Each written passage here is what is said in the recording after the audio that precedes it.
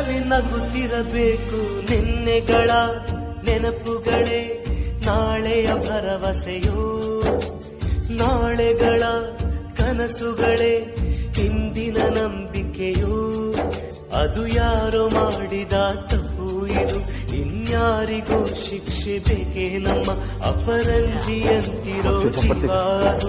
ಅಪರಾಧಿ ಪಟ್ಟವು ಯಾಕಮ್ಮ ಎದೆಯ ದಹಿಸೋ, ದುಃಖ ಮನೆಯಲ್ಲಿದೆ ದೈವ ಕ್ಷಮಿಸೋ.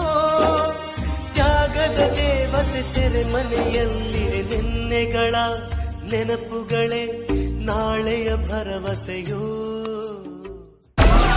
Download Moj.